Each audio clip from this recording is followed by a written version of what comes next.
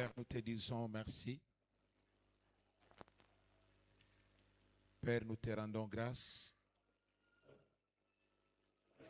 Et Père, nous te sommes infiniment reconnaissants. Très reconnaissants, Seigneur, pour tout ce que tu es en train de faire dans la vie de tout un chacun de nous. Nous venons à toi te dire merci cet après-midi. Tu as renouvelé la force, la respiration, l'être, le mouvement dans la vie de tout un chacun. Et tu nous as ramenés ici afin que nous puissions écouter ta parole et que nous puissions vivre par elle. Car il est écrit, au commencement était la parole, et la parole était avec Dieu, et la parole était Dieu. Elle était au commencement avec Dieu. Rien de ce qui a été fait n'a été fait sans elle. En elle était la vie, et cette vie était la lumière pour les hommes. Merci Seigneur. Nous voulons recevoir cette parole, Seigneur, avec joie. Que le Saint-Esprit nous assiste pendant tous ces temps. Que la louange et la gloire te soient rendues. Au nom de Jésus-Christ, nous prions, nous disons Amen. Que Dieu nous bénisse. Merci.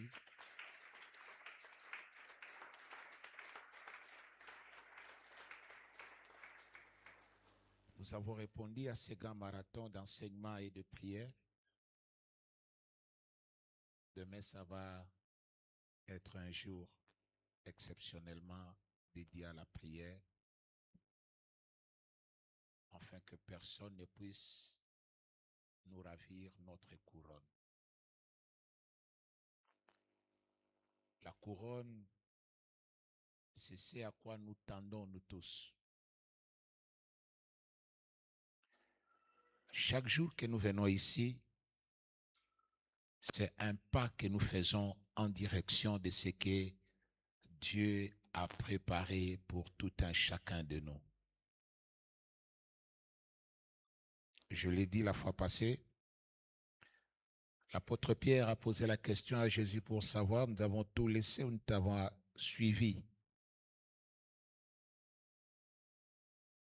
Et Jésus l'a regardé et l'a dit, il n'y a personne qui quittera et qui dans ce siècle ne sera récompensé au centuple avec de persécutions et dans le siècle à venir, la vie éternelle. Cette double rémunération, nous allons y arriver, nous allons vivre ça. Et Dieu nous attend. Dieu attend tout un chacun de nous à quelque chose. Nous faisons partie du plan de Dieu. Personne ne vient ici sur cette terre des hommes au hasard. Il n'existe pas. Nous nous tenons à l'Écriture qui dit que Dieu nous a connus d'avance et d'avance il nous a aussi préparés. Nous tenons à cela. Quand nous regardons la Bible, ceux-là qui nous ont précédés, soit dans l'histoire de la Bible ou dans l'histoire de l'Église, nous voyons que Dieu est un bon rémunérateur, car nous voyons leur vie, ce que cela a été.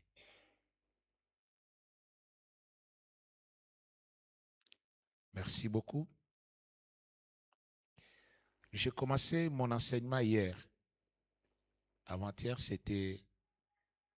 on était en train de poser les fondements. Hier, j'ai réellement commencé le point 1 sur le prix à payer pour le couronnement. Le prix à payer. Et hier, j'ai commencé à parler sur l'obéissance. Quelqu'un peut me dire encore l'obéissance? Est-ce qu'on peut dire Amen? Mais quand j'étais en train de travailler et de prier, le Seigneur m'a dit expressement ce qu'il attend de vous, ce qu'il attend de nous. Puisque je travaille cette semaine ici, je me vois aussi impliqué dans ce que Dieu est en train de parler. Il ne parle pas seulement à vous, il me parle aussi à moi, comme il parle aussi au révérend Faustin. Dieu me dit, dites-leur, moi l'Éternel, leur Dieu, je les ai appelés à l'obéissance. Alors que j'allais aborder le deuxième point aujourd'hui, j'ai même écrit ça, la marche avec Dieu. Mais j'ai senti que je ne puisse pas aborder ça. Parce que quand je parlerai de la marche avec Dieu, il y a beaucoup de choses sur l'obéissance qui vont revenir. Et je me suis senti dans l'obligation de m'étendre un peu beaucoup plus sur cette obéissance. Parce que le Seigneur dit, moi l'Éternel, leur Dieu, je les appelle à l'obéissance. Quand j'ai abordé hier, j'ai travaillé avec l'esprit de dire que nous étions en train de commencer ensemble avec vous une nouvelle année dans cette église. Oubliez les 14 ans, c'est déjà derrière nous. L'apôtre Paul est en train de dire, je fais une seule chose, une seule. J'oublie ce qui est derrière moi et je m'étends vers ce qui est devant moi. Derrière nous, il n'y a pas que des échecs, parce que les gens pensent que quand on dit « j'oublie ce qui est derrière moi », ils voient les échecs, les déceptions. Derrière nous, il y a de bonnes choses. Il y a aussi les acclamations, le flair qu'on nous a ajouté, de bonnes paroles, de bonnes choses. Mais nous devons oublier ça. Les 14 ans que nous venons de passer ici n'ont pas été faciles. On n'a pas que pleuré ici, non. Il y a des gens qui sont venus ici malades, avec des problèmes, mais qui ont aussi vu la main de Dieu.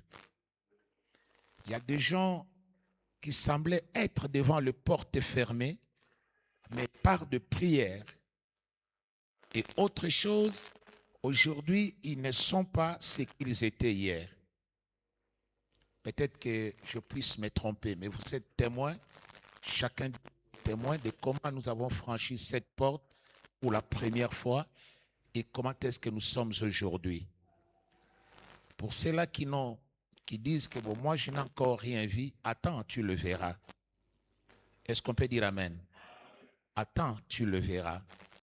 Parce qu'il est écrit dans la parole de Dieu que Dieu ne fait exception de personne.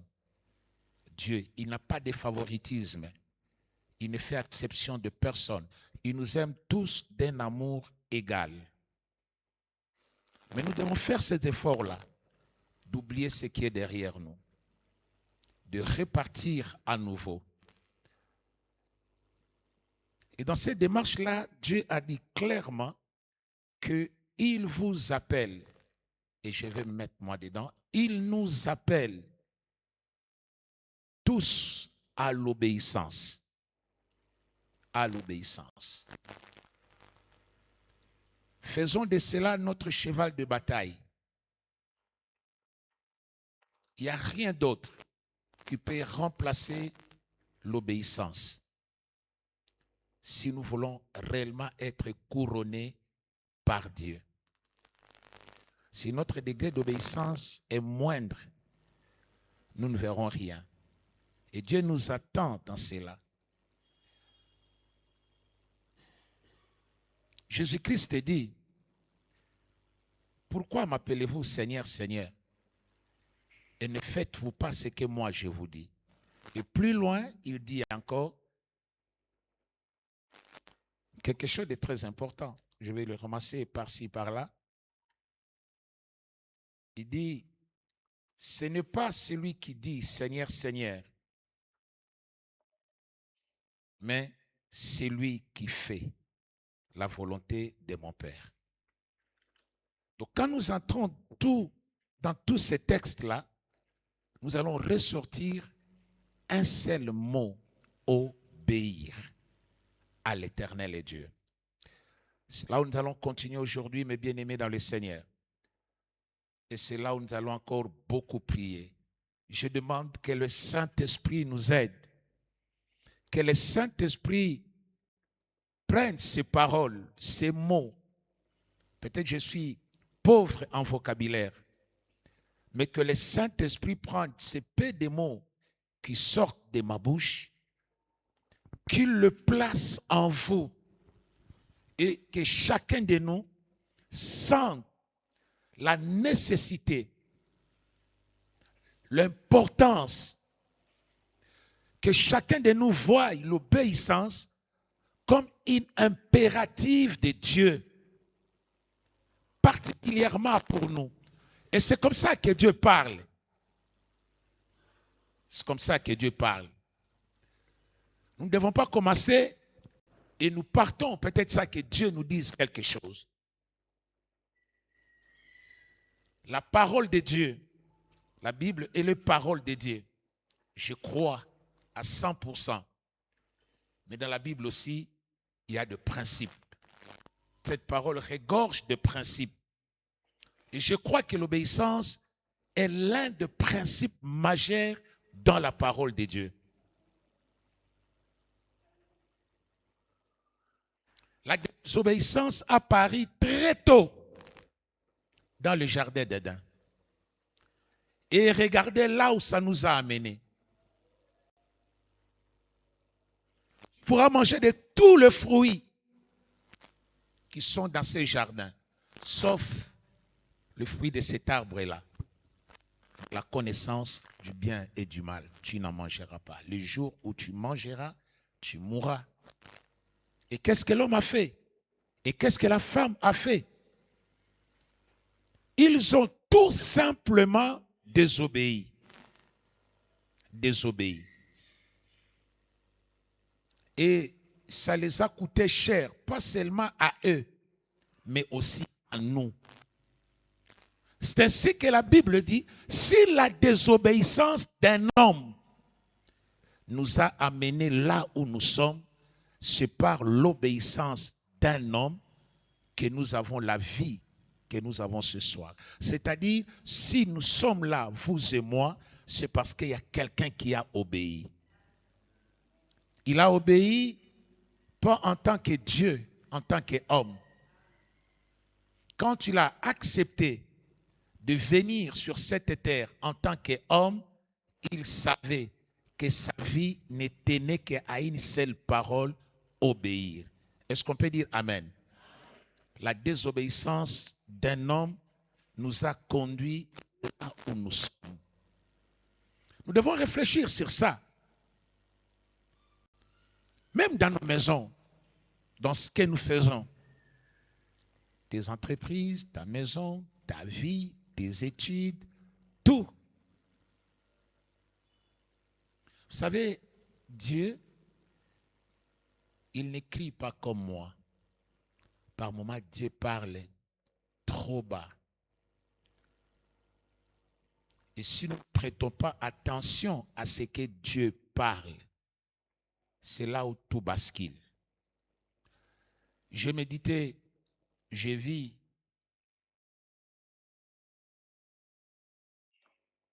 le nom de l'église comme c'est abrégé là-bas. Mission du salut et de la foi. Est-ce qu'on peut dire Amen? Attention avec les deux derniers mots-là, salut et foi. Attention avec ça. Le salut, c'est tout ce que vous devenez en Jésus. Le salut, ce n'est pas partir au ciel, mais partir au ciel, c'est une partie du salut. Les salis englobent tout. Les salis englobent tout. Tout ce que nous devenons, tout ce que nous devons être, notre vie, guérison, délivrance, réussite, prospérité, succès, avancement, préservation, protection, tout ça, ça fait partie du salut. Et ces saluts-là s'obtiennent par la foi. Et la foi sans obéissance n'est qu'une illusion. Attention, c'est très fort. Quand vous lisez là-bas, salut et foi, donc il y a des choses que Dieu nous demande. Dieu veut mettre à la portée de nous, même la couronne, les couronnements, c'est le parachèvement de notre salut. C'est alors que nous serons couronnés. Je bénis le Seigneur pour cet enseignement, je bénis le Seigneur pour ce thème, le prix à payer pour le couronnement. Si tout le monde pouvait réfléchir là-dessus. J'ai aimé, véritablement, révérend, j'ai aimé ce thème, je l'ai vraiment aimé. Et je prends ça aussi pour moi, que ça reste comme ça dans mes notes. Même plus tard, nous irons prêcher ça ailleurs. Mais comme Dieu nous a donné, c'est comme une intersection entre deux points. Nous terminons avec les 14 années que nous venons de passer et nous démarrons avec ces thèmes une autre année. Quel est le message que Dieu a voulu nous donner? Qu'est-ce que Dieu nous veut quand tu lui parles du couronnement? Qu'est-ce que Dieu nous veut? Dieu veut nous dire que nos efforts ne seront pas vains. Dieu veut nous dire à chaque moment que nous venons ici, il y a une rémunération, il y a une récompense. Et cette récompense, c'est ce qu'on appelle les couronnements. Hier, j'étais en train de lire un certain nombre de textes pour montrer comment les gens ont obéi. Mais regardez ce que l'apôtre Pierre est en train de nous dire dans 1 Pierre chapitre 1er, le verset 2. L'apôtre Pierre nous dit quelque chose là. Là, on va le lire ensemble avec vous. C'est seulement un verset. Est-ce qu'on peut honorer la parole de Dieu? 1 Pierre, chapitre 1er, le verset 2. Je commence 1 et 2. Pierre, apôtre de Jésus-Christ, à ceux qui sont étrangers et dispersés dans les ponts, la Galatie, la Cappadoce, l'Asie et la Bithynie, et qui sont élus selon la préscience de Dieu le Père, par la sanctification de l'Esprit, afin qu'ils deviennent obéissants. Alléluia. Vous voyez ça? Enfin, ils sont élus selon la préscience de Dieu le Père, par la sanctification de l'Esprit, afin qu'ils deviennent obéissants et participent à l'aspersion du sang de Jésus-Christ. Que la grâce et la paix vous soient multipliées. Nous disons Amen. Ah, mais j'aime ça. Élie, selon la préscience de Dieu.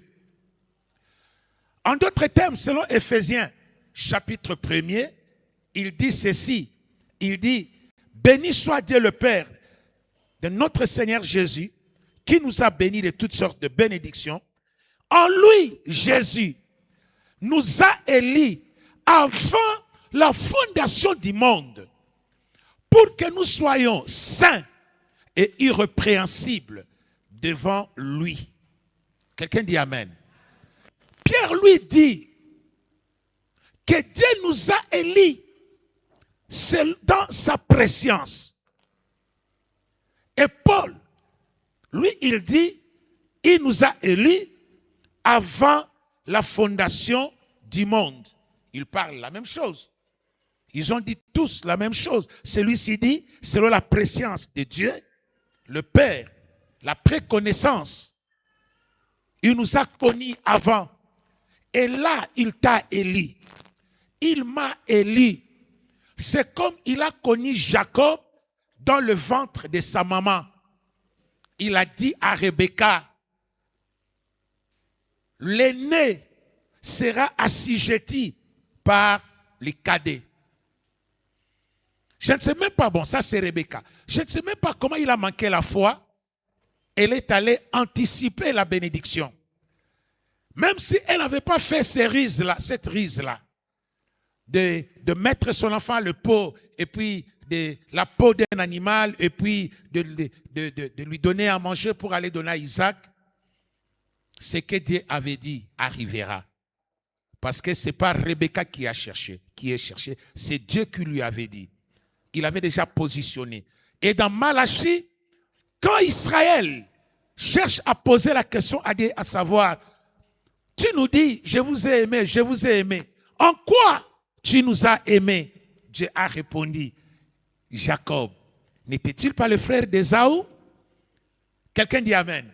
J'ai aimé Jacob et j'ai haï Ésaü. Alors qu'ils étaient frères, de même père, de même mère. Ils n'avaient encore rien fait. Là, dans les seins maternels, on ne pose pas des actes. Mais Dieu qui le voyait, Dieu qui les connaissait, il a élu là Jacob. Et Jacob est devenu celui que Dieu avait prévu qu'il devienne. Père de toute une nation qui a porté le nom d'Israël. Et même le nom d'Israël ne lui est pas venu comme ça. On t'appellera Israël. Non. C'est après une lutte, une bataille de toute une nuit. Quelqu'un dit Amen. De toute une nuit. Il a dit à Dieu, il a dit à cet homme invisible, je ne te laisserai pas à moins que tu m'aies béni. Selon vous, quelle est la bénédiction que Jacob pouvait déjà demander? Si nous regardons au nombre d'animaux, au chiffre, au nombre qu'il a donné à Ésaü, qu'il a prévu à donner à Ésaü. Il est parti mes brebis. Il rentra avec des fils, des serviteurs, des servantes, des têtes de bétail. En grand nombre. C'est-à-dire, il était aussi un homme riche. Mais il dit à Dieu, je ne te laisserai pas à moins que tu ne m'aies béni. Et pour toute bénédiction, Dieu lui pose la question, quel est ton nom? Qui es-tu? Et il dit, je suis Jacob. Et on ne t'appellera plus Jacob, on t'appellera Israël. Voilà le couronnement. On t'appellera Israël. Pourquoi? Tu as lutté avec les... Tu as lutté avec Dieu et tu es sorti vainqueur. Selon mon enseignement, la lutte avec Dieu, c'est tout simplement obéir. Lutter avec Dieu, c'est obéir. Est-ce qu'on peut dire Amen? Lutter avec Dieu, c'est obéir. L'obéissance. L'obéissance vraie va nous amener beaucoup de choses. Parce que l'obéissance va nous amener à demeurer ferme.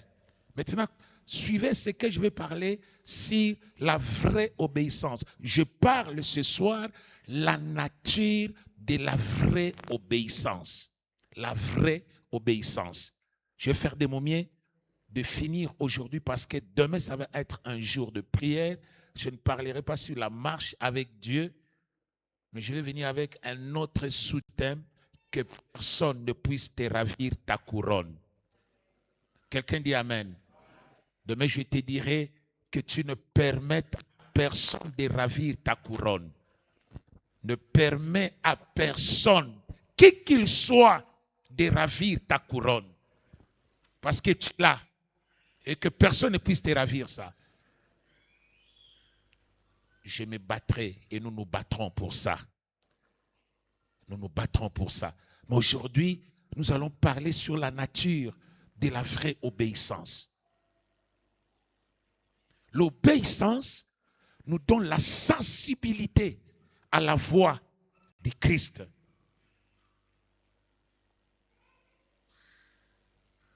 Écoutez, si Jésus nous demande quelque chose, c'est qu'il a le plus meilleur à nous donner après que nous puissions lui remettre ce que lui nous demande. La voie de l'obéissance va nous demander à demeurer ferme, à rester ferme. Même si tout autour de toi, les circonstances te poussent à reculer. Parce qu'il n'y a que des circonstances qui peuvent nous pousser à reculer. Mais l'obéissance nous pousse à demeurer ferme. Quelles que soient les circonstances. Quelles que soient les circonstances.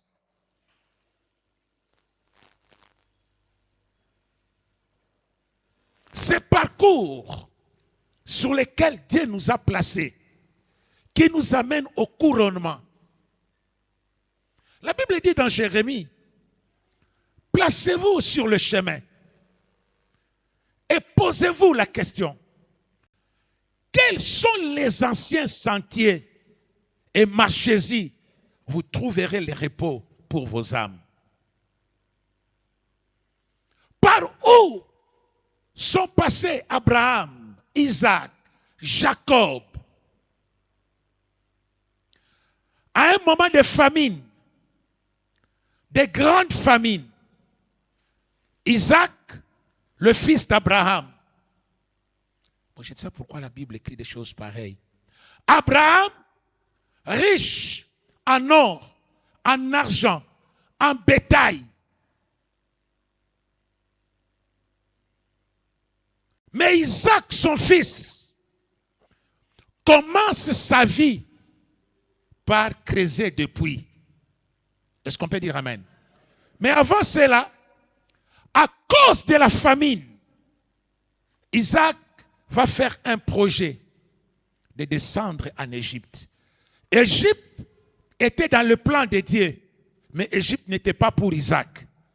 Mais c'était déjà dans le plan de Dieu.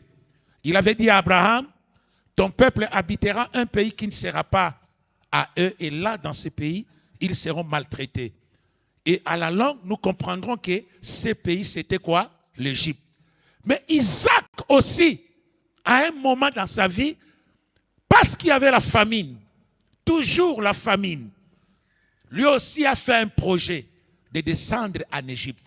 Et Dieu lui a dit, ne descends pas en Égypte, reste ici, dans ce pays, et je te bénirai. Il est resté. Parce que les gens pensent que quand Dieu dit, je te bénirai, les choses iront comme sur des roulettes. C'est comme des mangues mûres qui nous tomberont sur la tête. Non. Il est resté. Il est resté. Dieu avait dit, il a obéi. Il ne peut descendre en Égypte. Il est resté là-bas. Et la famine a commencé. Il n'y avait rien. La sécheresse battait son plein. Et la Bible dit, Isaac sema cette année-là, l'année de sécheresse, l'année où personne ne pouvait prendre le risque, avec le peu de semences qu'il avait, il va jeter la semence à terre, en creusant le puits d'Abraham, son père. Leur donnant le même nom que son père avait donné. Et quand il commence à arroser ses champs, la Bible dit, cette année-là, il recueillit les centiples. Cet homme devint riche, Il alla s'enrichissant de plus en plus et devint fort riche. L'obéissance payera. Quelqu'un dit Amen. L'obéissance paye. J'aimerais que quelqu'un le sache ce soir, l'obéissance paye. Les circonstances viendront pour te jeter un défi. Les circonstances te diront, tu ne réussiras pas ici. Les circonstances te diront, c'est en vain que tu as obéi. Les circonstances te diront, il ne fallait pas que tu prennes cette décision. Il y a des décisions que nous prenons, c'est tout simplement parce que Dieu a parlé. Parce que Dieu a parlé. Mais ce n'était pas facile. Le roi de Guérard vient voir Isaac pour lui dire, va-t'en de chez nous, parce que tu es devenu plus riche que nous. Tu es plus fort, tu es plus puissant que nous. Va-t'en de chez nous. Quand on quitte un endroit, quand même, on ne quitte pas avec les champs. Tu ne vas pas aller avec tous les entrepôts. À ce moment-là, il n'y avait pas de trac pour tout transporter. On veut te dire, va-t'en de chez nous. Tu transportes quoi? C'est que tu peux transporter. Et le reste, tu laisses. Est-ce qu'on peut dire Amen? Il pouvait se dire, j'avais raison de descendre en Égypte. Voilà maintenant, la richesse commence à me créer des problèmes. Il n'a pas dit ça. Il a quitté, il est parti. Il descend de la vallée de Guérard. Il creuse encore d'autres puits. Et l'eau remonte. Et les habitants de Guérard viennent lui dire, les puits sont à nous. Il dit, bon, ne discutons pas. Laissons le puits. Il creuse d'autres. On cherche querelle. Il va creuser d'autres puits dont on ne cherchera pas querelle. Il dit, ici c'est Rehoboth. Et comme on n'a pas cherché querelle, nous allons prospérer dans le pays. Quand Dieu te donne un ordre, quand Dieu te dit une chose et que tu obéis, derrière ça, il y a la rémunération. Est-ce qu'on peut dire Amen? Écoutez-moi, Église, je le répète parce que Dieu m'a parlé. Et il m'a dit, dites-leur, ce que moi je cherche, ce que je leur demande, c'est l'obéissance. Rien d'autre. Obéissez. Vous qui êtes là ce soir, vous qui écoutez cette parole de l'Éternel, prenez-moi comme un prophète de Dieu. Je vous parle comme un prophète de Dieu. Ce que Dieu attend de vous et de moi, c'est l'obéissance. J'entre dans ce travail, je me mets aussi ça. Je prends cette parole comme si Dieu me l'a aussi adressée. J'ai à obéir. Quelqu'un dit Amen. J'ai à obéir aussi. J'ai à obéir. J'ai dit à Dieu dans ma prière, j'ai dit Seigneur, pardonne-moi toutes les fois que j'étais désobéissant. Parce qu'à des moments où Dieu te dit, tu ne vas pas voyager, tu vas rester ici, tu pries pendant 2 mois, 3 mois, tu ne bouges pas. Mais quand tu regardes les gens qui t'appellent, Stéphane, nous avons une conférence, séminaire, par moment tu désobéis volontairement à l'Éternel. Mais ça aussi, ça doit s'arrêter. Ça doit s'arrêter. Ça doit s'arrêter. Dans nos vies, dans vos vies, ça doit s'arrêter. Il ne faut pas rallonger les choses. Te mettre en difficulté. Parce que tout simplement, tu ne veux pas obéir.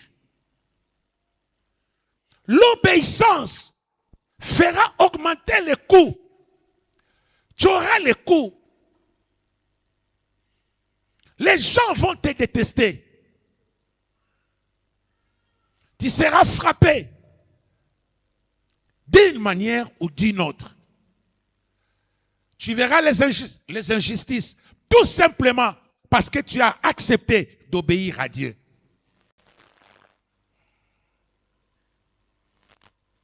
Les critiques s'élèveront. On te critiquera pour rien. On te traitera de tout. Écoutez-moi. Ne va pas te justifier. Isaac n'a pas dit, qu'est-ce que je vous ai fait? Le puits, est-ce que moi je... Non, va-t'en de chez nous. Va-t'en de chez nous. Tu es plus puissant que nous. Quitte ici. Ah, mais non, me dit. Quand même, Isaac, c'est un grand investisseur. Moi, je suis le roi. Quand je vois Isaac réussir, avec la personne qui réussit, on fait quoi? On fait une main d'association. Montre-nous comment tu réussis. Quel est ton secret? Comment, dans une période comme celle-ci, tu dois réussir? Qu'est-ce que tu fais, Isaac? Tout ce qu'il trouve bon, c'est de les chasser. Oui, c'est comme ça. Pour rien, on te chassera. Pour rien, on te critiquera. Pour rien, tu auras les coups des hommes. Tu auras les coups des hommes. La méchanceté des hommes s'élèvera contre toi. Les gens qui étaient plus proches de toi. Jésus a obéi. Je vous ai dit, le premier jour, que nous verrons par où l'obéissance a amené Jésus. 3 points importants dans son ministère et dans sa vie sur terre. Hormis tout ce qu'il a vécu, j'ai résumé, j'ai synthétisé la vie de Jésus sur ces 3 points. Gethsemane. Quelqu'un dit Amen. Jésus-Christ a dit, si les grains de blé qui tombent à terre ne meurent, il reste seul. Mais s'il mourait, il reproduit. L'obéissance te tue. L'obéissance t'enterre. Je vous ai dit la fois passée, si c'est Ésaü qui avait tué Jacob, ça sera une mort sans reproduction. Mais si c'est Dieu qui te tue, cette mort-là doit reproduire. Donnez-moi un amen très fort. Vous lisez vos Bibles, non? La Bible est en train de dire que l'arbre qui ne produit pas, on le coupe. On le fait sécher pour le jeter au feu. Mais l'arbre qui produit, on le monte, on coupe des branches. Moi, je ne comprends pas le plan de Dieu.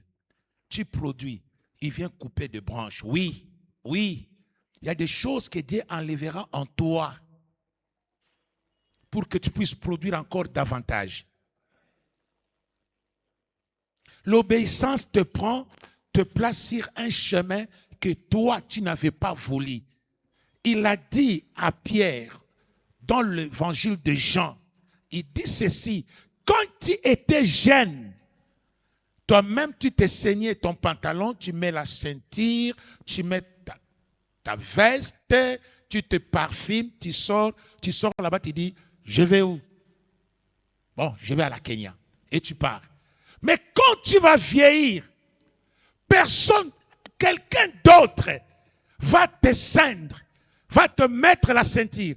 Et il t'amènera là où tu ne voulais pas partir. L'obéissance a des voies, a des chemins qui sont contraires aux nôtres.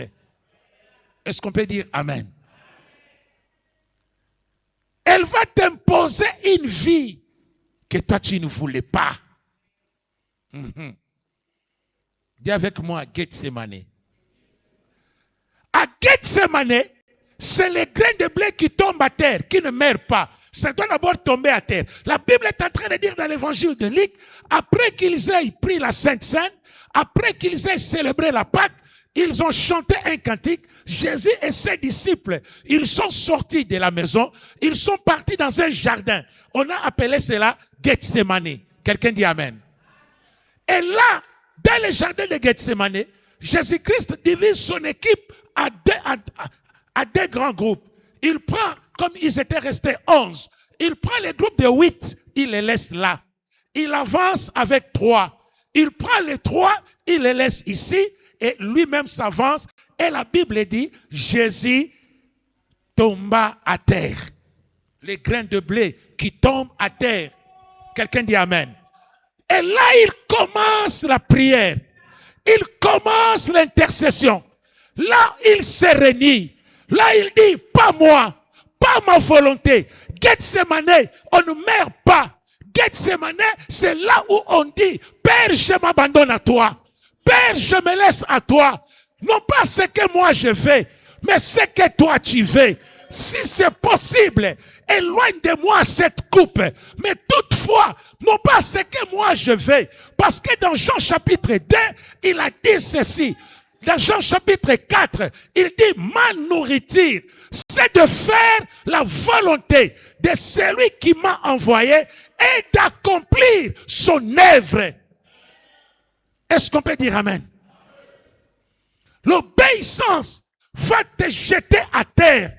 Quel que soit ce que tu es, quelle que soit ta personnalité, l'obéissance te prendra de ton trône. L'obéissance te prendra de ta chair. L'obéissance te prendra de ton endroit élevé. Elle te jettera à terre. L'obéissance t'humilie. Les gens qui ne pouvaient pas parler avec toi parce que tu obéis à Dieu, quand tu les regardes sur le plan intellectuel, sur le plan de la vie sociale, ils ne peuvent pas parler à toi. Quelqu'un dit amen. À peine que je venais de quitter l'armée, je suis venu ici à Lubumbashi et nous étions dans une permanence. Je venais fraîchement de quitter. Nous étions à la permanence. Quelqu'un dit amen.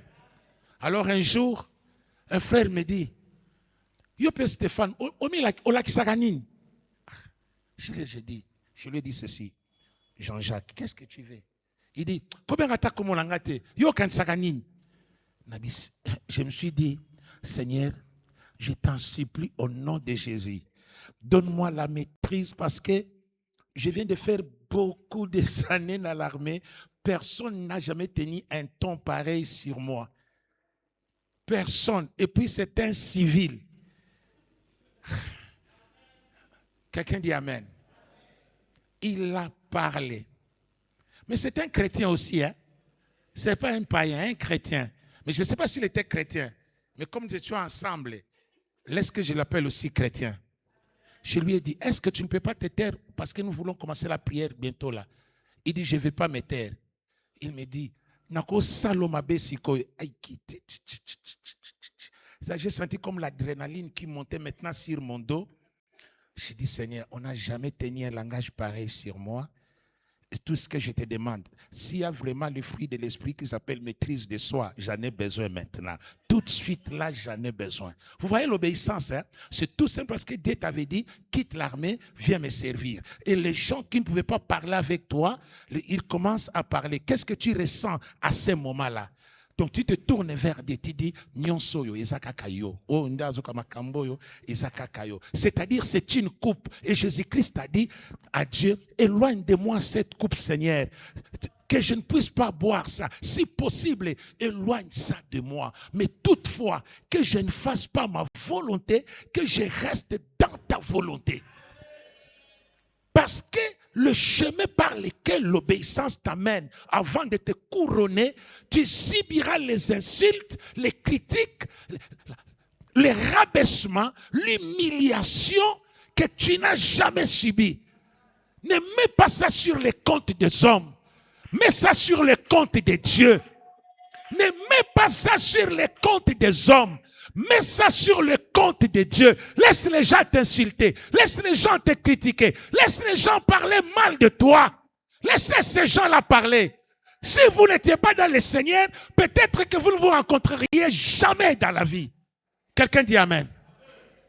Il y a certaines personnes, nous les rencontrons parce que nous sommes dans le Seigneur. Il y a certaines choses que nous avons acceptées d'endurer parce que nous sommes dans le Seigneur. Est-ce qu'on peut dire amen?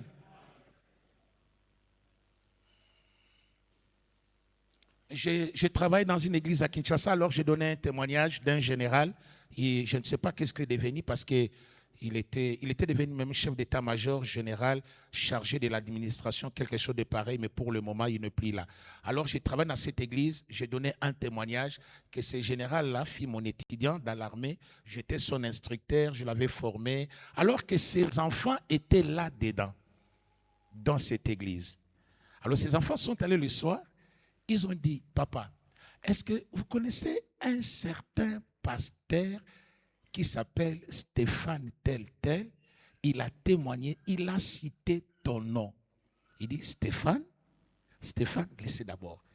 Il s'est souvenu, il dit, demain, amenez-les à la maison. Je les connais. Quelqu'un dit amen. Je les connais. Amenez-les à la maison. Cet homme-là, j'ai prié avec lui. Cet homme-là m'a appris non pas seulement les choses de l'armée, mais aussi il m'a appris, il m'a montré la voie du Seigneur. Vous n'étiez pas encore né. Votre maman le connaît. Je venais avec lui à la maison. Nous étions de l'autre côté là-bas. Il venait prier chez nous à la maison. Mais il était mon instructeur. Vous voyez déjà? Alors, quand tu sens que tu as certains réseaux, tu sens que tu as certaines personnes, mais quand tu vois quelqu'un de rien, excusez-moi, un frère païen qui est comme une fourmi, c'est-à-dire tu peux l'éteindre avec un doigt.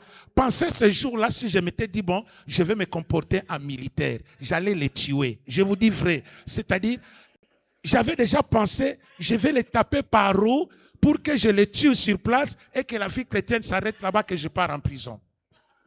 Mais tu te dis, à cause de l'évangile, je ne peux pas faire ça.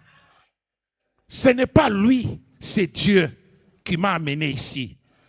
Aucun homme ne peut être ton porte-malheur. Ne mets pas tes échecs sur la tête de quelqu'un. Ne mets pas tes souffrances sur la tête de quelqu'un. Oh, tata moi si atala kabisote, tata moi si apesakate. Tika tata moi si. Ce n'est pas lui. Tu as un problème avec Dieu. Ta destinée est dans le main de l'Éternel. Tata moi si n'a rien à faire. Tata moi si n'a rien à voir. Puisque tu as obéi, il y a les gens qui te tourneront le dos. Puisque tu as obéi, les choses ne seront plus faciles. Qu'est-ce que Isaac a fait? Il a seulement jeté la semence. Ce n'est pas lui qui est entré sous la terre pour dire que mes champs produisent et que les champs de Philistins ne produisent pas. C'est son Dieu. C'est Dieu qui fait toutes ces choses-là. On les chasse. Il n'est pas resté à genoux pour commencer à supplier les rois. Oh non, roi, je te supplie, je ne veux plus encore s'aimer. Tu me chasses, je m'en fiche, je pars avec Dieu. Obéis. Même si les circonstances te poussent à reculer, la vraie obéissance demeurera ferme. Cette année, demeure ferme. Demeure ferme. J'ai dit cette année, demeure ferme. Demeure ferme. Quelqu'un dit amen.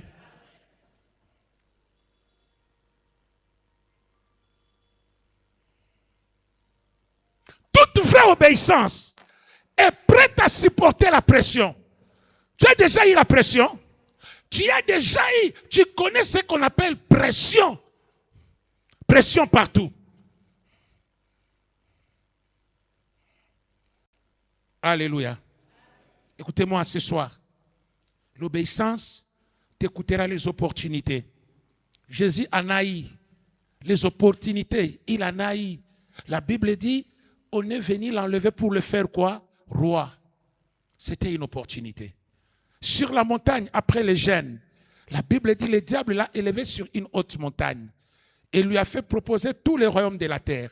Il dit, ça m'appartient et je donne cela à qui je vais. Prosterne-toi seulement et adore-moi. Tout sera à toi. Chien, quelle proposition. C'est alléchant. Tous les royaumes de la terre, tu me les donnes. Je le prends. Quelqu'un dit amen. Il dit non. Il est écrit, tu adoreras l'Éternel, ton Dieu, lui seul. Lui seul. Ça, c'est obéir. Ça, c'est rester dans la parole de Dieu. Parce que l'obéissance t'écoute les opportunités. Ça t'écoute les conforts. Et ça t'écoute ta volonté propre. La seule chose qui met fin à ta propre volonté, c'est l'obéissance. Là où il y a l'obéissance, ta volonté n'a rien à voir. Tu es soumis à une autre volonté qui est supérieure à toi. Est-ce que vous comprenez pourquoi Dieu nous a dit que cette année, il nous demande l'obéissance? À cause des grandes choses qu'il veut faire avec vous. À votre place, moi, je serais content. Si Dieu se révèle ainsi, moi, je dois être content. Peut-être les gens qui se posaient la question, Seigneur, qu'est-ce qui ne va pas, Seigneur? Dieu me dit maintenant de te dire, ce qu'il cherche en toi, c'est l'obéissance. Accroche-toi à ça. Accroche-toi. Tu ne perds rien en obéissant. Quelqu'un dit amen. Au contraire, tu vas gagner. Ça te fera gagner. La vraie Tu auras des opportunités, oui. Mais la vraie obéissance te passera passer à côté de tes opportunités. Jésus est mort. Jésus est descendu. Jésus a pleuré. Jésus a prié. Il a intercédé. Il s'est régné. Il a dit, pas moi, ta volonté, ta volonté, ta volonté, non pas la mienne. Ça, c'est Gethsemane. Et quelle est la position des gens à Gethsemane? Quelle est la position de Pierre? Quelle est la position de Jean? Quelle est la position de Jacques? Parce que les trois là ont vu tous les miracles de Jésus. Ils étaient les plus proches de Jésus. Laisse-moi te dire, à Gethsemane, quand Dieu te jette à terre, les gens qui sont tout autour de toi dorment. Ils dorment. Ils font semblant de ne pas voir ce qui se passe dans ta vie. Tu souffres, mais les gens font semblant. Quelqu'un dit Amen. Ils ne veulent pas voir ce qui se passe en toi. Ils dorment. Tout autour de Jésus. Jésus les a même réveillés. Combien de fois? 3 fois. Il dit, mais réveillez-vous quand même. Vous dormez alors que nous devons prier. Il se réveille. 3 minutes après. Jésus rentre. Il prie, il prie, il prie, il prie. Dis avec moi, le prix à payer. Affronte Gethsemane. Affronte Gethsemane. Les gens dormiront. Les gens feront semblant de ne pas voir ta souffrance. Tu souffres réellement. Même les frères de l'église sont là. Quelqu'un dit Amen. Je vais avancer, maman. J'avance très bien encore. Que Dieu te bénisse, ma fille.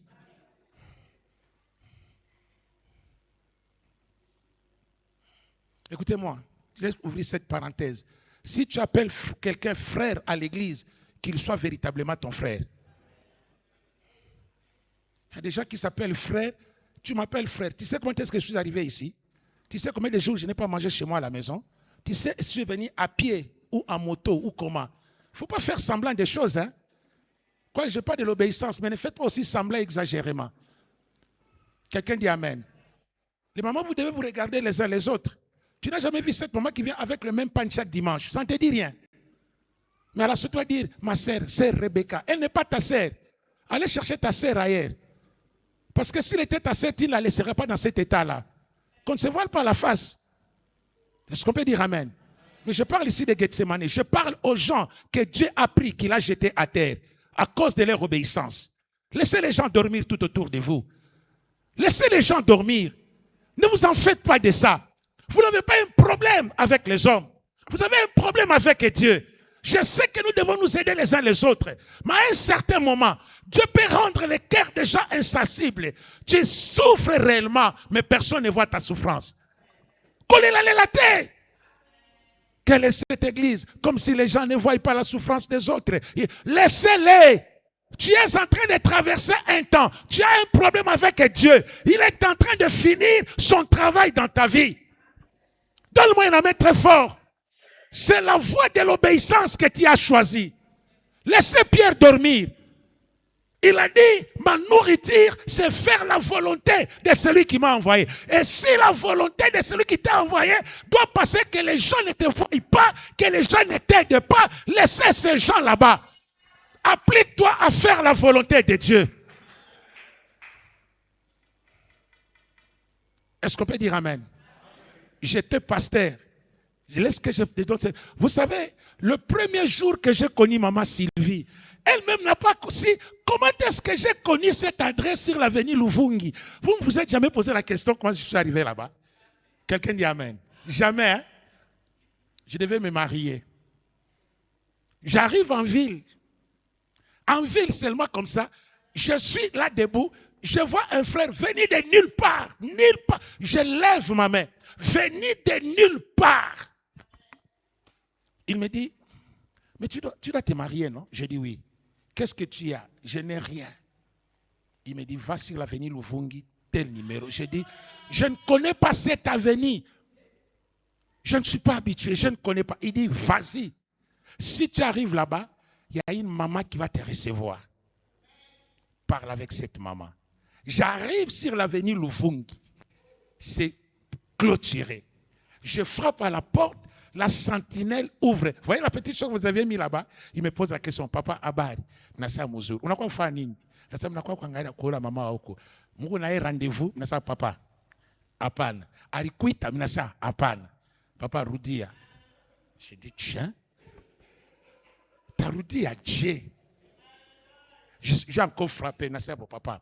Miko pasteur unipitie tu. Hapa abantu abaingia ke rudia. C'est papa a un problème avec moi ou bien c'était un démon que j'avais vu. Dites amen bien. C'est bon, hein? C'est bon. Quand tu obéis, il ouvrira des portes que les gens n'ouvrent pas. Vous ne savez pas qu'est-ce qu'ils ont fait dans ma vie. Vous ne savez pas. C'est une longue histoire. Moi, je ne connaissais pas cet homme. Quand je suis entré, d'abord, maman m'a récité dans la paillote. Nous sommes assis dans la paillote. Bonjour, maman. Bonjour. Est-ce qu'on peut prier? On a prié. Je m'appelle pasteur Stéphane Mangaï. Il dit, Stéphane, j'ai dit, ne vous tracassez pas, je ne vous connais pas et vous ne me connaissez pas. Même si vous regardez la mémoire, vous ne m'avez jamais vu parce que vous allez commencer à dire, je l'ai connu où? Il n'y a pas un endroit où vous m'avez connu. Moi seulement, je viens. Bon, papa, on part dans la paillote, il dit non, allons au salon. Nous sommes entrés dans la maison. Elle m'a servi du jus. J'ai dit, je ne suis pas d'abord venu pour ça. J'ai un autre problème ici à parler. J'ai commencé, maman, voilà mon problème, il y a ça, il y a ça, il y a ça. Mais moi, le Seigneur m'a dit, c'est vous qui allez résoudre ces problèmes. Il me dit, non. J'ai dit, oui. Bon, on arrête. Il commence maintenant, on commence à causer comme si on se connaissait. Nous étions en Mbujimaï, on priait, hein maman? On vient de Mbujimaï, on priait. J'ai dit, ah bon? Moi aussi j'étais en Mbujimaï et tout et tout. On a causé comme rien. Il me dit ceci, elle me dit ceci. Papa n'est pas ici. Papa est à Kasumbalesa. Il revient mercredi et vous revenez ici jeudi. J'ai dit d'accord. Je suis rentré. J'ai seulement prié. Je reviens jeudi.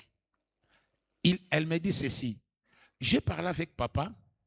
Je lui ai expliqué tous les problèmes. Mais il m'a laissé une enveloppe pour vous. Je ne sais pas si ce qui est là-dedans va suffire aux besoins que tu as, mais il m'a laissé seulement que je te donne ça. J'ai dit, c'est tout ce que j'ai cherché. Il n'y a pas d'abord de prière. Et puis, je ne vais pas ouvrir ça ici. Je vais ouvrir ça très loin. Je vous dis encore merci. Quelqu'un dit amen. En bref, et c'est comme ça que je me suis marié.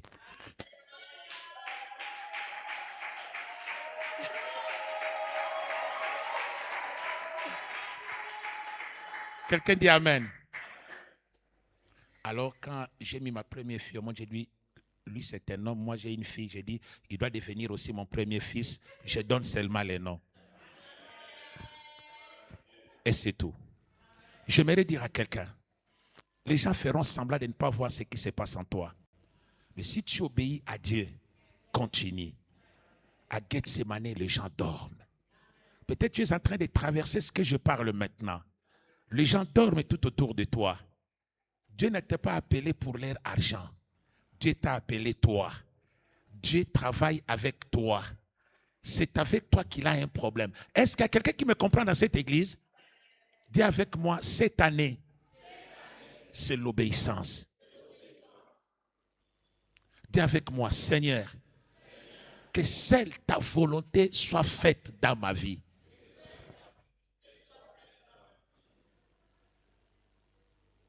Vous ne devez pas vous en vouloir aux gens. Ne le faites pas. Ne le faites pas parce que vous allez témoigner comme ça. Moi, je témoigne parce que je ne les connaissais pas.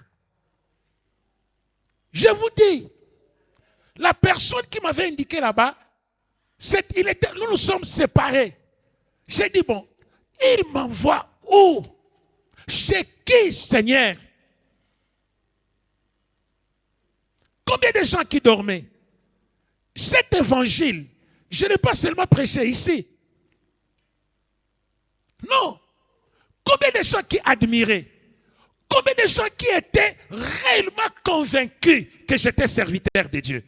Ils étaient combien? Mais quand tu passes par Gethsemane, les gens dormiront. L'obéissance t'amènera là-bas. L'obéissance a ses propres voies. L'obéissance a ce propre chemin. L'obéissance ne passe pas partout, là où tout le monde passe. L'obéissance ne te fera pas passer là où tout le monde passe. Non. Les gens passent par ici, mais l'obéissance te dit que toi, tu passeras par ici. Peut-être par là où personne d'autre n'est passé devant toi. T'inquiète pas. Obéis seulement. Ce que j'aimerais dire à quelqu'un ce soir, obéis seulement. Quelqu'un dit Amen. L'obéissance.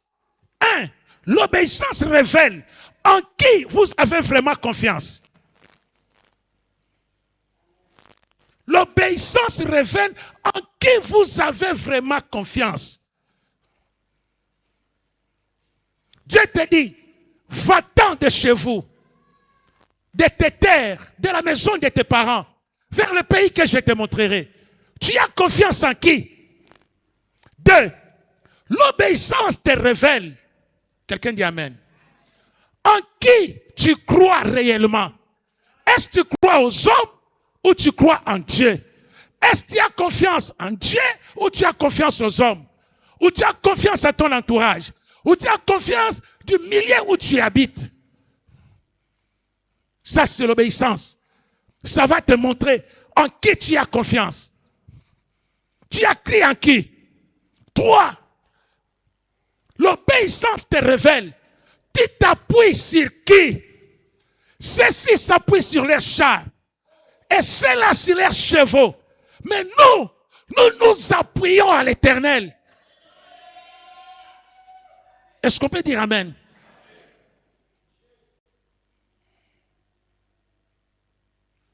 Hier, j'ai suivi une dame, une journaliste qui reste en Europe, je la suis souvent. Elle était à Goma. Elle a commencé à poser des questions aux mamans, aux hommes d'affaires, aux commerçants de Goma. Ils ont dit, on a fermé toutes les banques, mais nous vivons. Nous sommes là. Nous sommes là. Quelqu'un dit Amen. On n'a que la Cadeco, c'est tout ce qu'on a. Et l'autre l'a dit, moi je ne mets même pas mon argent dans la Cadeco, mais je suis là. Et nous allons tenir. J'aime ça. Je n'aime pas ce qui se passe là-bas, mais j'aime la détermination que ces gens-là ont. J'aime leur façon. J'ai prêché là-bas. Ce sont des gens bien.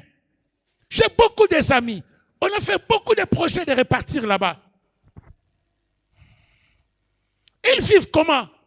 Il y a des chrétiens, il y a des pasteurs, il y a des enfants de Dieu qui tiennent bon parce que Dieu les avait dit, soyez là. Ça peut nous arriver ici. Ça peut nous arriver. Si nous obéissons à Dieu, restons dans ce que Dieu a dit. L'obéissance nous révèle en qui est-ce que nous nous appuyons. Tu t'appuies sur qui? Qui est ton appui? Qui est ton appui? Quelqu'un dit Amen. Même le roi d'Assyrie a posé la question à Ézéchias. À qui as-tu placé ta confiance pour que tu me résistes moi? Oui, si tu obéis à Dieu, les gens croiront que derrière toi, il y a des grands hommes. Peut-être que derrière toi, il n'y a personne. Et j'aimerais te dire ce soir, tu n'as personne d'autre si ce n'est que Dieu. Nous qui obéissons, nous nous appuyons sur Dieu. Ceux-là s'appuieront sur leurs chars. Les autres s'appuieront sur les banques. Les autres s'appuieront sur leurs frères et sœurs qui sont dans certains espaces. Nous nous appuyons sur le Seigneur. Que ça pleuve, que ça vente, que ça neige, nous nous appuyons sur le Seigneur. Et je vous invite à vous appuyer sur le Seigneur. Parce que l'obéissance, c'est comme un thermomètre qui te révèle à qui est-ce que tu as mis ta confiance. À qui est-ce que tu t'appuies? Tu as crié en qui? Quelqu'un dit Amen.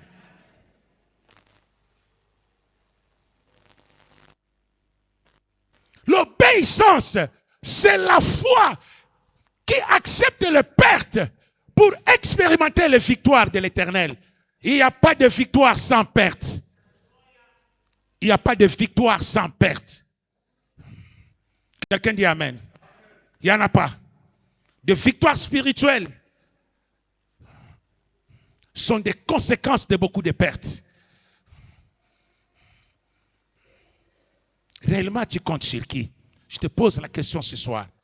Réellement, tu comptes sur qui? Nous sommes encore à Lubumbashi. Je ne prie pas que la guerre... Je n'aime pas la guerre. Je n'aime pas la guerre. La guerre, c'est... Parce que je vois les gens, quand ils attendent dans leur quartier, quand des fois, ils tremblent. Ils disent, Masashi, répète. Vous savez, Masashi, moi. Masashi, il est à 4 heures du matin. Dès midi, autoke. Peut-être, vous savez, Masashi, je ne sais pas, mon achezaka huku. Huku, bantu ashaba shikera Masashi. Au moins, bantu akolozi. Muma 76 kule, il est ça, mvita ilinga kukolozi. Barishiki habari ya Masashi na kalaka je.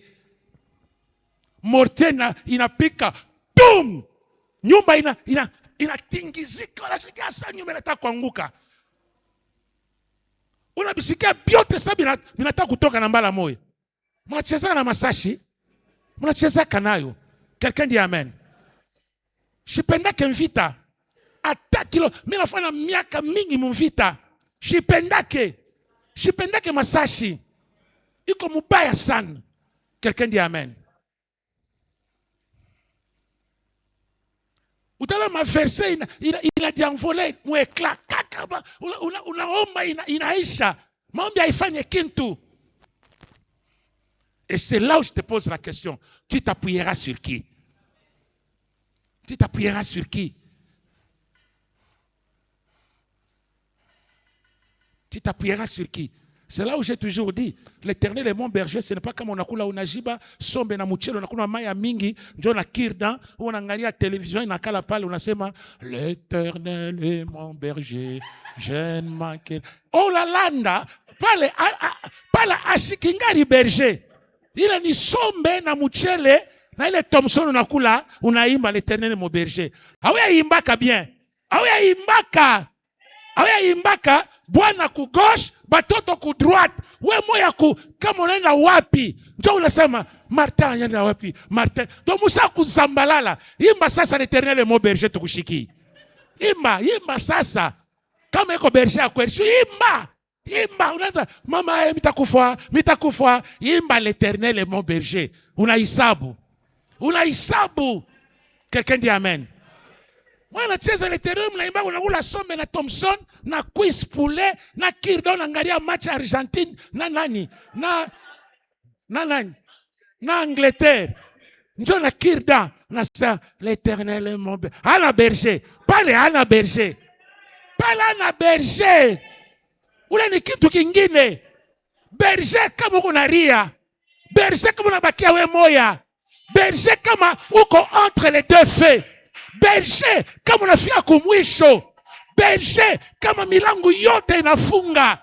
Berger kama unafanya malettre de recommandation yote hakuna jibu. Sasa unapika magoti unasema l'Éternel est mon berger, je ne manquerai de rien. Il me fera reposer dans de verts pâtirages. Aone kintu, aone muntu, hakuna mtu kusema, hakuna mtu kukusaidia. Parce que unati, unakatala kindumba, unasema shitarudia mubarabara, shitasharatika, minakatala, minakuya kwako Mungu. Je sais que c'est difficile, mais minati, minaobéir. Est-ce qu'on peut dire amen?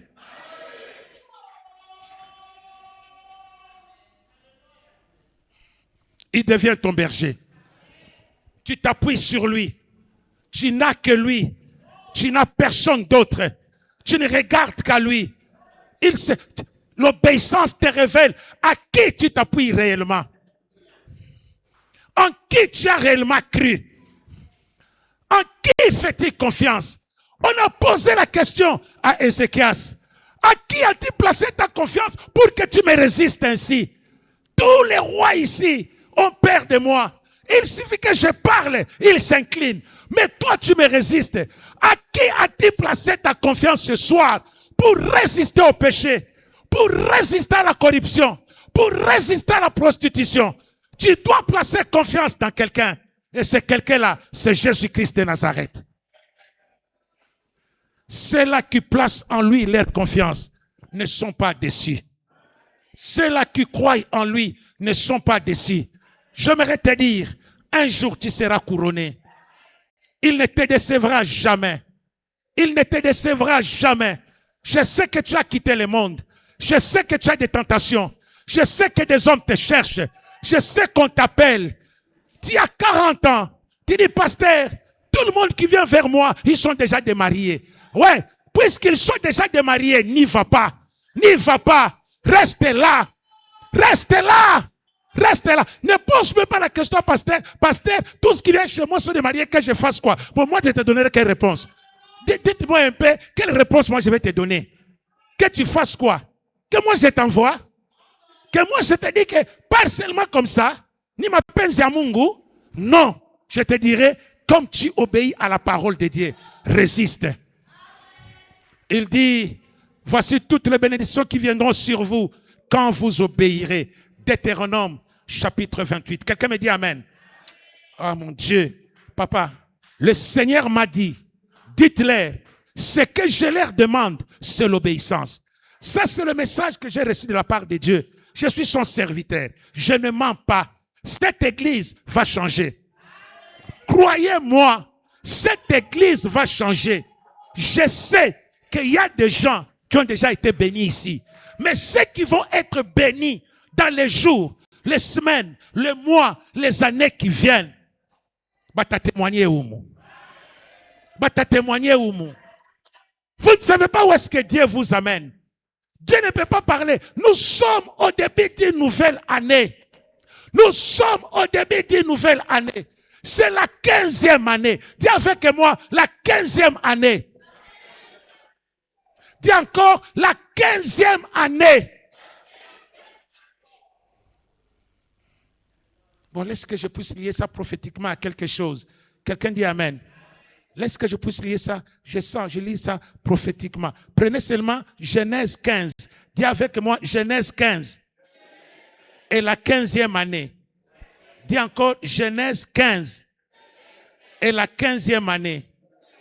Après, dis avec moi, après ces événements, les événements de 14 ans, la parole de l'Éternel lui fit adresser en ces mots.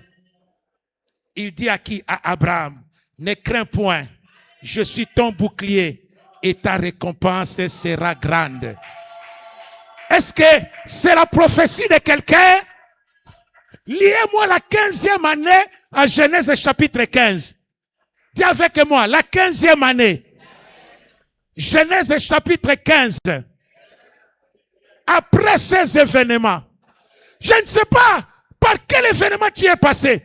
Par quel événement tu es en train de passer? Qu'est-ce que tu as perdu? Tu as perdu un parent, tu as perdu un mariage, tu as perdu des études, je ne sais pas tu as perdu quoi.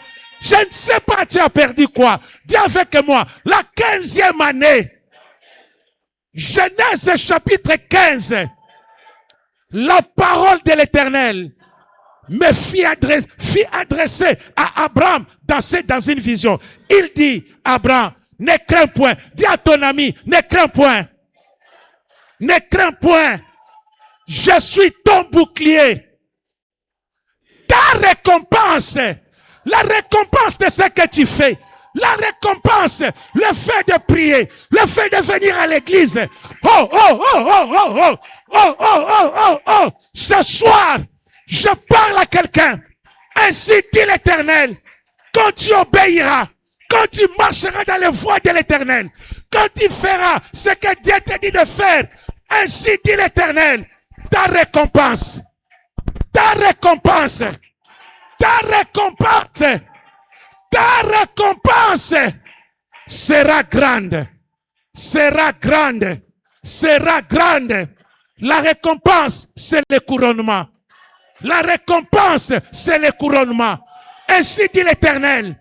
Ainsi dit l'Éternel, en cette 15e année, ne crains point, ta récompense sera grande. Persévère, va encore de l'avant, appuie-toi sur Dieu. L'obéissance te révèle à qui tu t'es appuyé. Peut-être que tu pleures, peut-être que tu es en train de galérer, peut-être que tout le monde t'a quitté, peut-être que le mari est parti. Tu apprends seulement qu'il est déjà parti. Ne pleure pas. Peut-être que tu étais dans le monde, tu te prostituais, tu te suffisais Alors que je parle, tu manques même la lotion. La 15e année, la 15e année, la parole de l'Éternel fut adressée à MSF en ces mots, dans une vision. Je suis l'Éternel ton Dieu. Ne crains point. Je dis à quelqu'un ce soir, ne crains point. Ne crains point ce que tu vivras. Ne crains point même si les gens t'abandonnent. Ne crains point même si tu traverses Gethsemane. À Gethsemane, on ne meurt pas. À Gethsemane, on tombe à terre. À Gethsemane, on est humilié. À Gethsemane, on est moqué. À Gethsemane, on est humilié par les gens. À Gethsemane, les gens te critiquent. À Gethsemane, tu as maigri. Tu n'as plus la même forme. À Gethsemane, tu tombes à terre. À Gethsemane, les gens qui sont tout autour de toi, ils dorment. Ils font semblant de voir ce qui se passe en toi. Mais le Seigneur me dit de te dire, ne crains point. Ta récompense sera grande. Ta récompense sera grande. Ce soir, je le sens et je le vois. Il me dit, dites-leur, ce que je cherche en eux, c'est l'obéissance. Ce que je cherche en eux, c'est l'obéissance.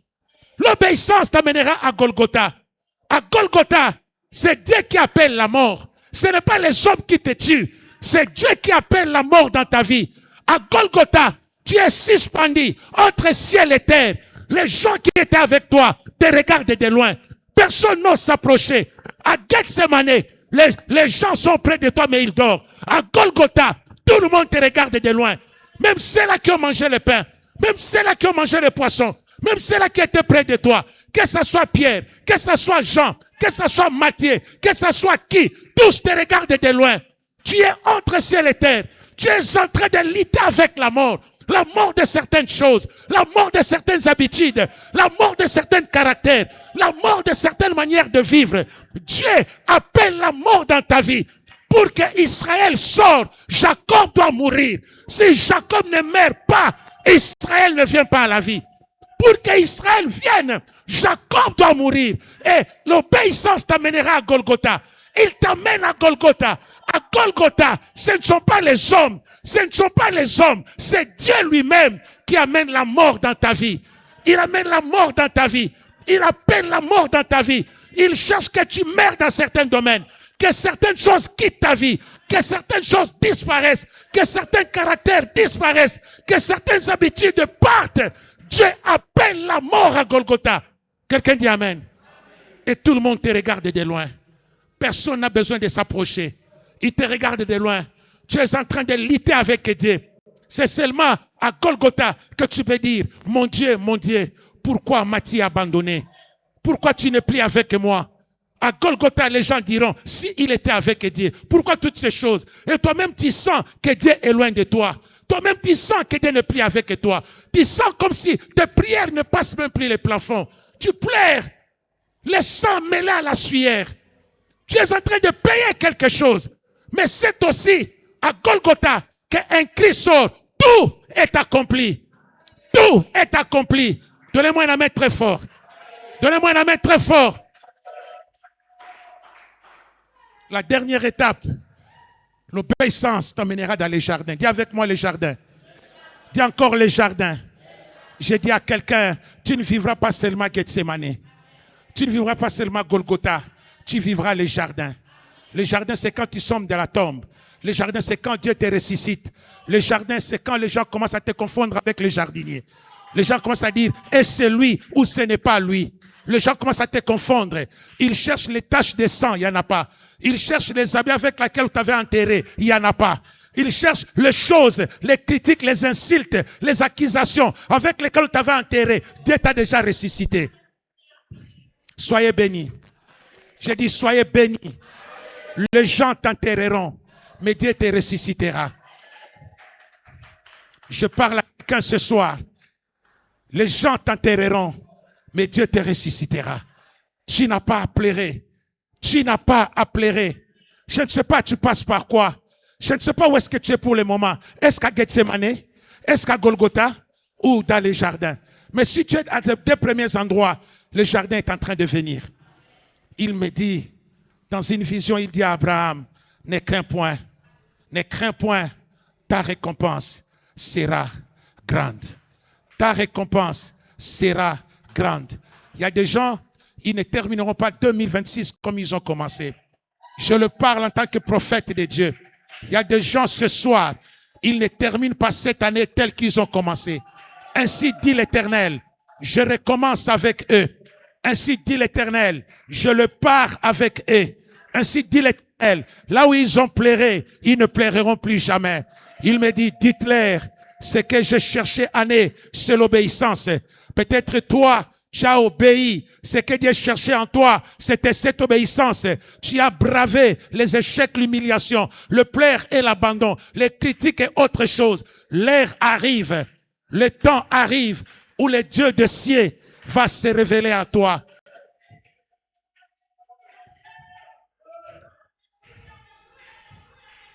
My God, que Dieu te bénisse, que Dieu soit avec toi. Yes, il est réellement Emmanuel.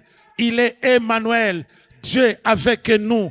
Il est Emmanuel, il est là avec toi. Tout le monde t'abandonnera, tout le monde te laissera. Emmanuel restera avec toi. Emmanuel ne meurt pas, Emmanuel ne dort pas, Emmanuel ne sommeille pas. Emmanuel, c'est pas un nom qu'on appelle. Emmanuel, c'est pas un nom qu'on invoque. Emmanuel, c'est un nom qu'on vit. On vit Emmanuel. On n'appelle pas Emmanuel. On n'invoque pas Emmanuel. On vit Emmanuel. Vivez Emmanuel. Réalisez Emmanuel. Allez loin avec Emmanuel. Emmanuel, Dieu est là. Emmanuel, Dieu est là. Emmanuel, Dieu est là. Où que tu seras, il est avec toi. Où que tu seras, il marche avec toi. Jamais il ne te laissera. Jamais il ne t'abandonnera. Quelqu'un dit Amen. Dis avec moi, après ces événements. Lève ta main droite. Papa Louis, dis avec moi, après ces événements. Si ces événements ne t'ont pas tué, si ces événements ne t'ont pas enterré, dis-toi que demain, il y a une autre vie qui commence. Avant la fin de cette année, Dieu va te restaurer. Dieu va te relever. Dieu va te couronner. Dieu va te couronner. Dieu va te couronner. Dieu va te couronner. Avant la fin de cette année, je déclare, Dieu va te couronner. Ta récompense sera grande. Ta récompense sera grande. Ta récompense sera grande. Pour les gens qui ont déjà obéi, pour les gens qui marchent dans l'obéissance, pour les gens dont le style de vie est resté l'obéissance, je vous dis, tenez bon. Tenez bon. Je suis son serviteur. Je suis son prophète. Il m'en a parlé aujourd'hui. Il m'en a parlé. J'ai senti sa présence dans mon bureau. Alors que j'étais en train de travailler, il dit, Stéphane, je vais les visiter. Je vais travailler avec eux. Dis à mon serviteur, je vais honorer ces prières. Dieu va vous honorer. Dieu va vous honorer. Ceux-là qui doutaient de votre ministère pastoral, les jours viennent, les années viennent, où ils diront réellement, cet homme était un serviteur de Dieu. Ils vont le dire. Je vous le dis. Ils vont le dire. Ils vont le dire. Nous sommes dans cette ville. Ce n'est pas encore fini. Il vient que de commencer. Tu es une histoire qu'on doit relater. Tu es une histoire. Tu es un livre qu'on va lire dans les jours qui viennent. Tu es un cantique qu'on va chanter dans les jours qui viennent. Tu es un poème qu'on va chanter dans les jours qui viennent. Dieu n'a pas encore fini avec toi. Lève tes deux mains. Dis avec moi, la 15e année. Genèse chapitre 15. Après ces événements, les événements des 14 ans passés, le pleur, les larmes, les humiliations, les abandons, les rejets, les combats de famille, les combats des sorciers, les combats de l'hérédité. Après ces événements, la parole de l'Éternel fut adressée aux fils et aux filles de révérend Faustin dans une vision. Ne craignez point, car votre récompense sera grande. Ça commence maintenant. Ça commence aujourd'hui. Ça commence tout de suite. Soyez bénis. Soyez bénis. Soyez bénis. Soyez bénis. Dis avec moi, Seigneur, dans Gethsemane, je suis avec toi. Je tombe à terre, mais je ne meurs pas. Les gens me rejettent, mais je ne meurs pas. Les gens m'humilient, mais je ne meurs pas. Les gens dorment à côté de moi, mais je ne meurs pas. Les gens font semblant, mais je ne meurs pas. Je ne meurs pas. Seigneur, amène-moi à Golgotha. Enlève ce que tu dois enlever. Tue ce que tu dois tuer. Change mon caractère. Change mes habitudes. Oh Seigneur, à Golgotha, appelle la mort dans tout ce qui peut m'empêcher de voir ta main. Au nom de... Au nom de... Au nom de... Soyez bénis. Soyez libérés. Soyez délivrés. Soyez délivrés. Vivez la récompense. Vivez la récompense. Et sur cette terre et de l'autre côté, vivez la récompense. Vive la récompense. Vive la récompense. Vive la récompense. Ainsi dit l'Éternel, ta récompense sera grande. Père de gloire, nous amenons ce peuple à ton trône de grâce. Tu es en train de nous parler alors que nous commençons la 15e année de ces ministères, de cette église. Tu parles à ton peuple. On ne sait pas pourquoi tu nous parlais comme ça, mais je crois sincèrement que tu es en train d'atteindre certaines bites dans la vie de plusieurs personnes. Il y a des gens qui ont pleuré. Il y a des gens qui ont galéré. Il y a des gens qui ont vécu le rejet et l'humiliation et l'abandon. Mais ils sont restés fermes. Ils n'ont pas fui. Ils sont restés ici, sous des pluies, sous le froid, la nuit, dans des prières, dans des jeûnes. Ils étaient là. Et tu nous dis ce soir que la récompense sera grande. Père de grâce, Dieu d'amour, Dieu de grandes choses, je le recommande tous à ta grâce. Écoute ma prière parce que je suis ton serviteur. Exauce-moi, je t'en supplie. Exauce-moi, Seigneur. Qu'on ne me prenne pas comme un faux prophète. Car tout ce que je parle, ça vient de toi. Je ne dis rien, Seigneur, qui vient de moi. Je dis ce qui vient de toi.